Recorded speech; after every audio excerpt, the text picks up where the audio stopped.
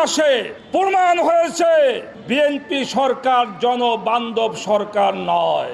আপনাদের ক্ষমতার মাত্র 3 মাসের মধ্যে আপনারা 2 বার করে তেল, গ্যাস ও বিদ্যুতের মূল্য বৃদ্ধি করেছেন।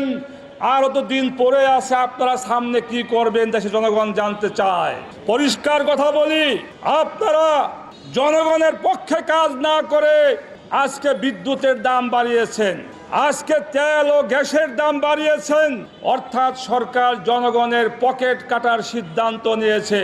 যেই সরকার জনগণের কথা চিন্তা করে না, ওই সরকার জনবান্ধব সরকার হতে পারে না।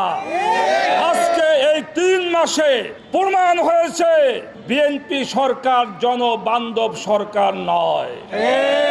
আমরা দেখেছি সরকার রাষ্ট্র থেকে 41,000 কোটি টাকা ঋণ নিয়ে তারা তাদের নির্বাচনী ওয়াদা, ফ্যামিলি কার্ড, কৃষক কার্ড, আরো অনেক কার্ড তারা বিতরণ করতেছে। এই কার্ড কারা পায়? যারা বিএনপি করে তারাই পায়। এই কার্ড অন্য কেউ পায় না। অর্থাৎ রাষ্ট্রীয় কোষাগার থেকে জনগণের টাকা ধার নিয়ে চুরি করে আপনারা আপনাদের দলীয় কর্মীদেরকে পুনর্বাসন করার জন্য আপনারা এই ফ্যামিলি কার্ড, কৃষি কার্ড চালু করেছেন।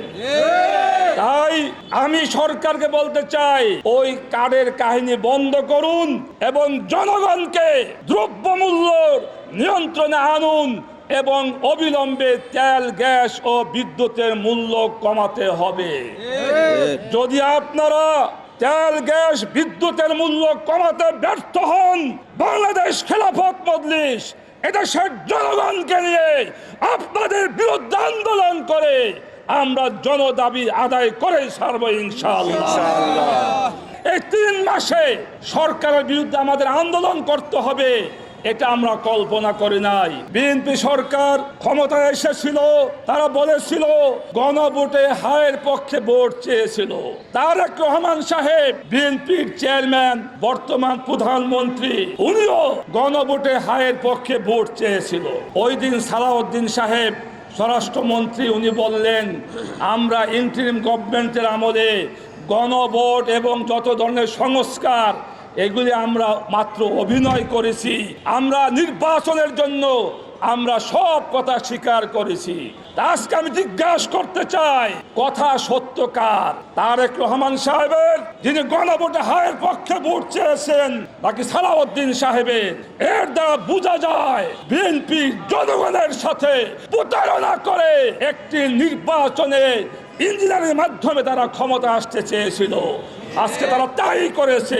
তাই আমি সরকারকে বলবো, অবিলম্বে আইন শৃঙ্খলার উন্নতি করুন এবং তেল, গ্যাস, বিদ্যুতের বর্ধিত মূল্য প্রত্যাহার করুন এবং দ্রব্যমূল্যের ঊর্ধ্বগতি কমিয়ে জনগণের ক্রয় ক্ষমতার আওতায় নিয়ে আসুন।